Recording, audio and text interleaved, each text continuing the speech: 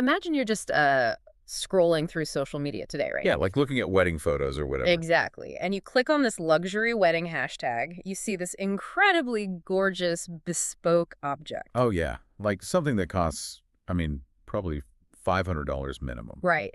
It's wrapped in imported silk ribbons. It's got these rare orchids on it. Perfectly color matched to the bridesmaids' dresses, I bet. Oh, absolutely flawless aesthetic. And it's literally the centerpiece of this highly curated, probably six-figure event. The photographer is like circling it, getting every angle. Right. The lighting is hitting it just right. The guests are totally in awe. But here is the crazy part. If you strip away the silk and you take off the orchids, Yeah. you are looking at a household broom, Wow.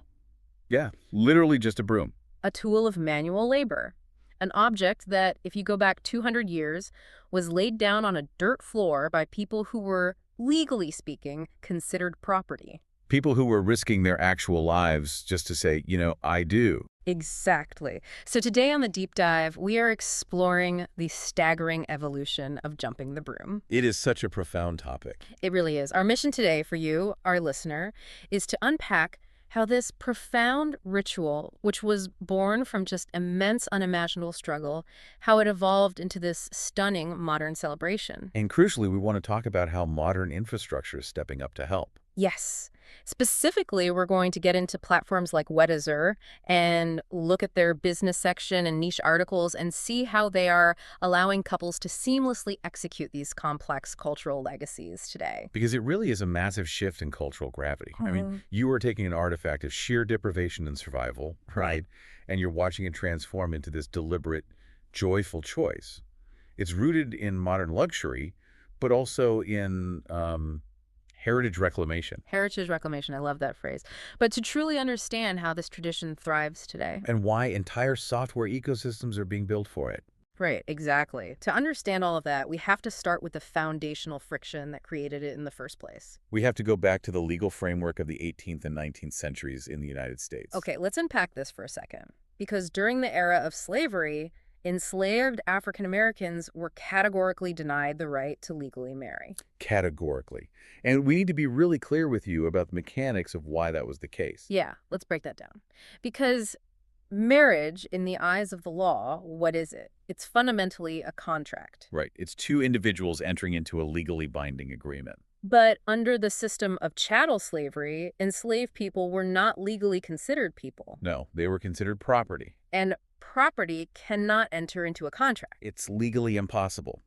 That legal absolute forced a completely alternative social architecture to emerge. I mean, when the formal legal structures of society actively strip away your rights. Especially the right to formally commit to the person you love. Right, the right to build a recognized family unit. The human instinct to do that doesn't just, shut off. No, of course not. It adapts. You create your own ritual. You have to. If you're denied the bricks to build a house, you find another way to make the foundation stand. That's a great analogy.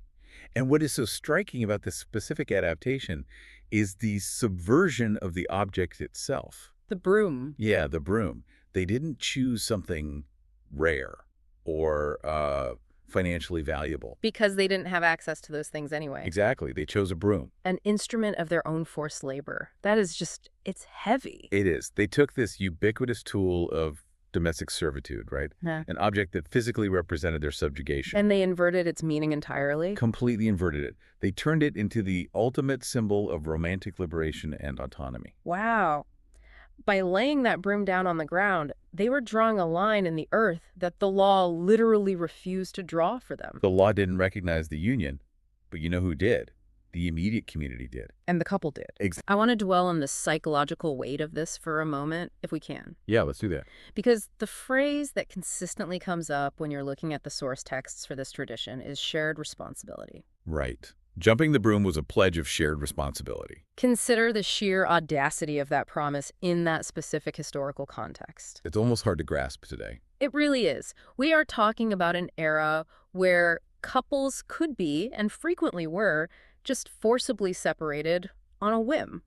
A spouse could literally be sold away the next morning. Just gone.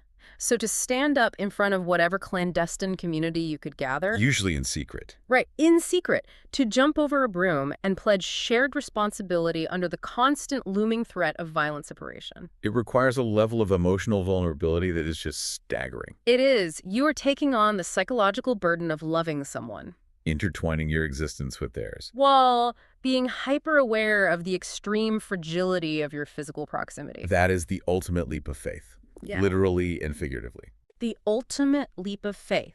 So when a modern couple incorporates this tradition today, they aren't just performing like a quaint historical nod. Not at all. They are invoking the strength of ancestors who chose to love against impossible odds. It shifts the entire atmosphere of a modern room, doesn't it? Oh, completely. You go from a standard, celebration of romance to being grounded in this enduring intergenerational resilience. Which brings us to the actual mechanics of the ritual.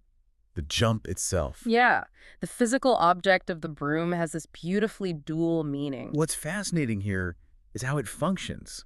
It represents sweeping away the past. And welcoming a new beginning. Right. And the act of jumping over it together demonstrates a willingness to face life as a team. You sweep away the old lives, the individual struggles, and you clear the space for the union.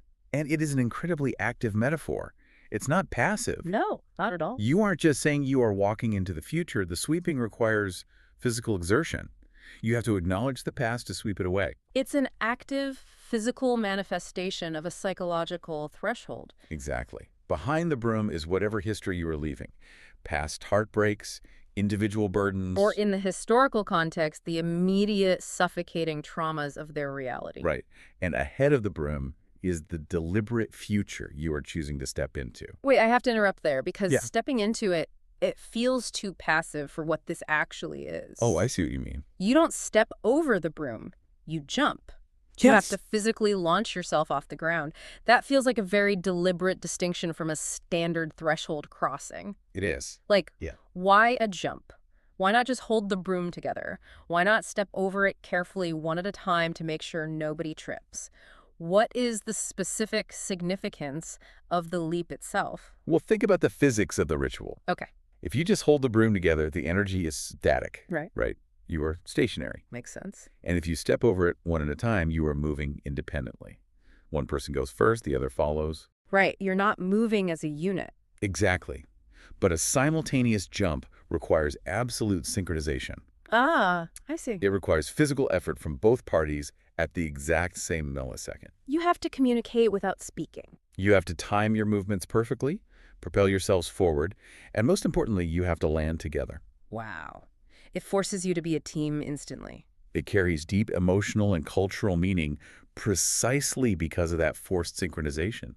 You cannot successfully jump the broom together if you are not entirely focused on your partner's rhythm. Okay, I want you, the listener, to visualize this moment in a modern context. It's quite a scene. It is. The ceremony has happened, right? The standard vows are said, the rings are exchanged. All the traditional modern elements are done. And then there is a shift in the programming.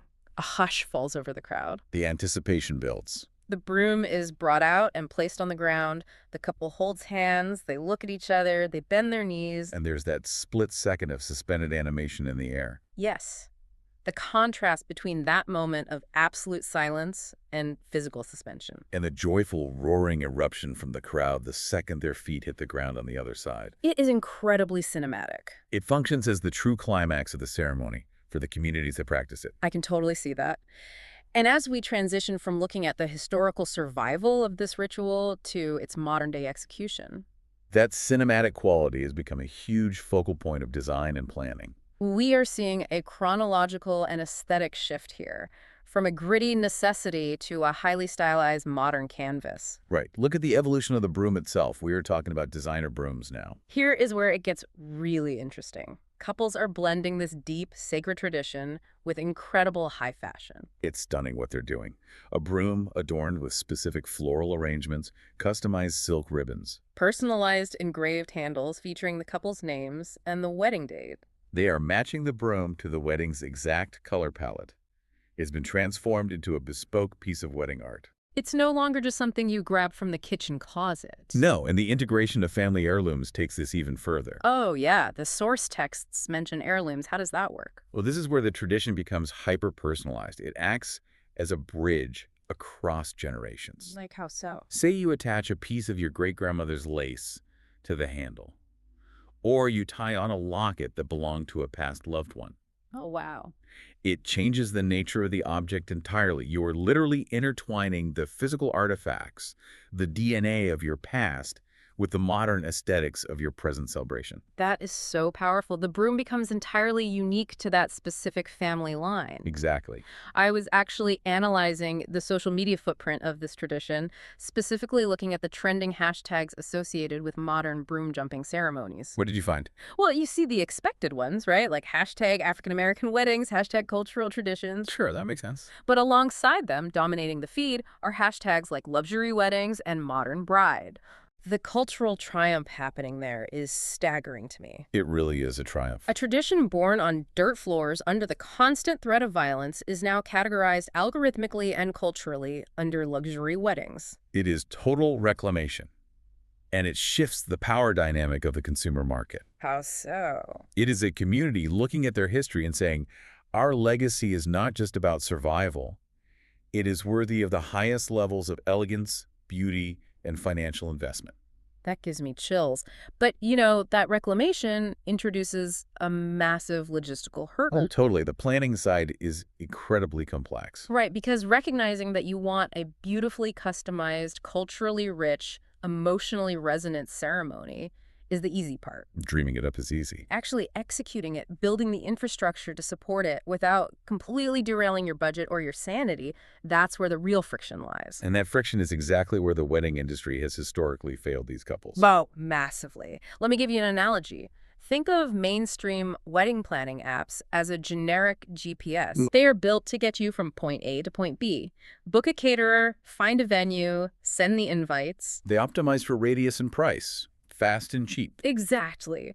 But planning a cultural wedding requires an off-road topographical map. You need a system that shows you the cultural terrain. Right, the specific historical landmarks. It needs to guide you through the nuanced emotional logistics that standard software completely ignores. If you want to jump the broom, a generic app doesn't have a drop-down menu for that. No, you are left trying to hack the system to force your culture into a cookie-cutter template. Which is why the emergence of platforms like Weddizer is fundamentally changing the landscape. Yes, Weddizer. I am so glad we're talking about this. We aren't just talking about a digital checklist anymore. We are talking about specialized software designed from the ground up to support cultural nuance.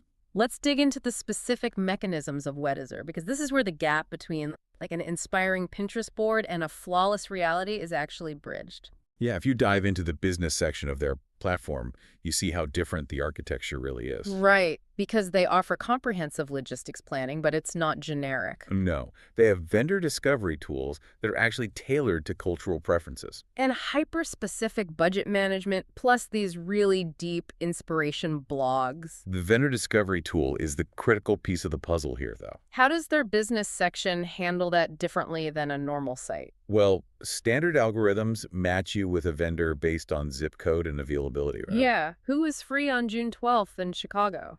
Exactly. But a cultural algorithm, like the one driving Weddizer's business directory, has to index for heritage awareness. Ah, that makes so much sense. Let's say you need a wedding coordinator or an officiant. You don't just need someone who knows how to run a generic ceremony. Right, because you have specific needs. You need someone who understands the exact pacing of a broom jumping ritual. They need to know when that hush happens. Oh, and how the photographer needs to be positioned for the physical leap. Yes, and who is designated to lay the broom down in the first place. Right, because the friction of having to constantly educate your own vendors is just exhausting. It takes all the joy out of it. Imagine you are trying to honor your ancestors, right? And every time you meet with a potential planner, you found on a generic site. You have to give them a 20-minute history lesson. Yes, just so they don't accidentally throw the broom away during cleanup because they thought it was actual cleaning supplies. Precisely. Weddizer eliminates that educational burden. By curating a business section dedicated to culturally competent vendors, the platform allows the couple to start the conversation at step 10 instead of step 1. The mental load just vanishes. It really does. The software doesn't treat your culture as a quirky add-on or a special request.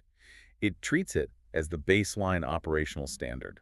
And it goes further than just finding the right people. It's about the blueprint for the execution itself. Yeah, the guidance they provide. Right.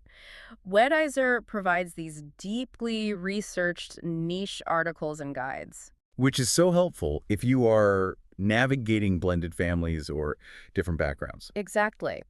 If you don't know the exact historical origins of the tradition, or you aren't sure how to gracefully incorporate your partner's family, who might be from a totally different cultural background, into the ritual, you don't have to guess. The platform provides step-by-step guidance. It's like, if the tradition is this masterpiece artwork, Weddizer is the gallery curator. They're the lighting technician and the stage manager, ensuring the masterpiece is displayed perfectly. That's a great way to put it. And if we connect this to the bigger picture, we also have to talk about the budget management tools they integrate alongside this guidance. Oh, the budget, always the stressful part. Always. But think about it. A bespoke designer broom, custom florals, a specific staging area, Yeah, these elements cost money. they really do. If a generic budget app only allocates funds for a dress, venue, and food, a couple might feel like their cultural traditions are an irresponsible financial indulgence. Like, it's an extra that they shouldn't spend money on. Exactly. But Weddizer's budget software specifically accounts for these traditions, validating them as essential line items. That validation is everything. It provides actionable support so you can allocate funds for a custom broom without breaking your overall floral budget. It takes the stress out of the equation. And as anyone who has ever planned a large event knows, reducing stress isn't just about convenience. No, it is about preserving your emotional energy. Yes.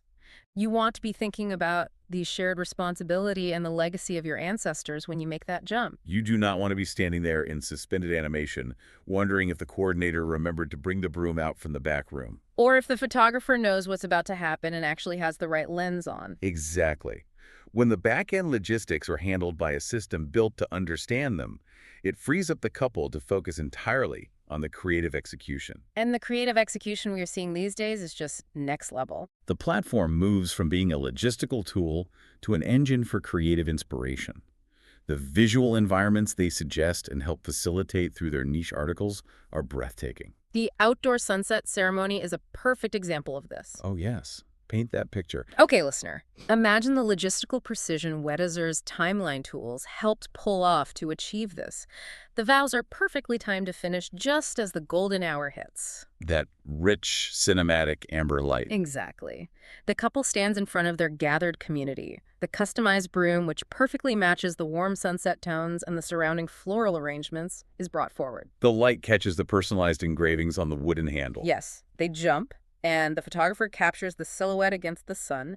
It is a highly photogenic, magical moment. But it's only possible because the granular business logistics were handled properly hours, weeks, and months in advance. Right. You can't just wing a golden hour silhouette shot. No, you really can't. And that execution also heavily involves the broader family, which is another layer of guidance Weddizer provides through its articles. How does the family integration work on a logistical level? Well, the platform actively suggests ways to turn the ritual from a private moment between the couple into a shared intergenerational experience. I love that. Think about your own family traditions, listener, whatever they may be. A holiday recipe, a specific song, a rite of passage. They mean so much more when everyone is involved. How much more powerful are they when multiple generations are physically involved in building them? It grounds the modern event in familial continuity. So what kind of suggestions do the Weddizer articles make for this? An article on Weddizer might suggest having a grandmother physically hand the broom to the couple during the ceremony. Oh, wow. Or having aunts and uncles help weave the ribbons onto the broom during the rehearsal dinner. That turns the prep work into a bonding experience. Exactly. The software provides the idea, the business directory provides the vendors and materials, and the result is a legacy that honors the past while physically involving the present. And because of the thematic versatility of these planning tools, couples can adapt the broom to whatever their style is. Right. You can do a rustic barn setting or a sleek, modern, chic city loft. You can align these deep traditions perfectly with your personal brand or aesthetic without diluting the historical significance one bit. Which brings us to a really fascinating macro observation, I think, about the intersection of technology, identity, and legacy. So what does this all mean in the grand scheme of things? Well, the prevailing narrative in our culture right now is that technology is eroding tradition. We hear that all the time. We are constantly told that the digital age is flattening culture, making us less connected to our roots and homogenizing our experiences into one endless generic feed. Yeah, that everything is just becoming the same gray mush. Right. But what we are looking at with this software, with platforms like Weddizer, is the exact opposite mechanism. It really is. It is utilizing the absolute cutting edge of digital infrastructure, right? Search algorithms, targeted vendor databases in the business section, integrated budget software. To aggressively preserve and elevate ancient traditions. Platforms like Weddizer are acting as digital custodians of cultural legacy. They ensure that these centuries-old rituals aren't just relegated to history books or academic texts. Or forgotten completely. Right. They ensure they are actively celebrated, innovated upon, and kept vibrant in the modern consumer landscape. I was actually looking at the metadata on a popular YouTube video that essentially acts as a funnel for this entire process. Oh, really? What was the video? It's titled Jumping the Broom Explained, African-American Wedding Tradition You Need to See. Okay, catch title. Right. But the video itself is deeply educational. It walks the viewer through the brutal origins during slavery, the subversion of the sweeping tool, the mechanics of the jump, and the modern luxury aesthetic. That represents the digital discovery phase. You have people casually browsing YouTube. Perhaps they are newly engaged and feeling overwhelmed by the generic wedding industry. Or perhaps they're just curious about their heritage. Right. They stumble upon this video. It educates them. It connects them emotionally to their lineage, but it doesn't just leave them there with a history lesson. Right, and this is the brilliant part. The description of the video explicitly points them to the business section and niche planning articles on Weddizer to actually make it happen. It creates a pathway. It moves the user from passive consumption of historical facts to active participation in their own cultural legacy. It is a brilliantly designed ecosystem for cultural preservation. Yeah. It provides the what and the why through engaging digital content. And then seamlessly hands the user the how through targeted software tools. It bridges the gap between historical inspiration and modern execution. As trends shift and wedding aesthetics continue to evolve, this digital infrastructure ensures that the core message survives. The resilience, the shared responsibility, and the physical leap into a new future together. Right. It ensures that those concepts remain a visible, central pillar of the cultural landscape. It fundamentally changes what it means to be well-informed about wedding planning today. It's no longer just knowing which flowers are in season. No. It's understanding the historical weight of the rituals you choose to perform and knowing how to leverage modern technology to protect and elevate those rituals. We have traced an incredible path today. From the deepest, most resilient historical roots of a tradition born in defiance of the law, to the sophisticated digital platforms that are ensuring those same traditions thrive in the modern world. the subversion of a household broom into a multi-generational symbol of triumph, it's one of the most powerful examples of cultural endurance we have. It really is. And observing how niche business directories and specialized software are now stepping in to protect that endurance, it offers a very optimistic view of how technology and heritage can interact. It does. It gives me a lot of hope, actually. It's been an incredibly illuminating deep dive today. It really has. But as always, we want to leave you, our listener, with something to chew on after the audio stops. Something to mull over. Right. We've spent this time exploring how a specific trauma-born tradition was preserved, reclaimed, and then seamlessly integrated into the modern world through the right digital infrastructure. So look at your own family's oldest tradition. Whatever it might be. Now ask yourself, if it had to survive 200 years of active suppression, would it make it? That is a heavy question. It is. What is the broom in your own lineage? And as technology continues to map every aspect of our lives, are you doing the active work to ensure that your specific cultural history finds the right platform to be carried forward? Or are you letting it be slowly overwritten by the generic default? That is the question to sit with today. What is the broom in your own lineage, and how are you carrying it forward? Something to really think about. Definitely. Thank you for your time, for your curiosity, and for diving deep with us today. It's been great. Keep exploring, keep questioning, and keep learning. We will see you on the next deep dive.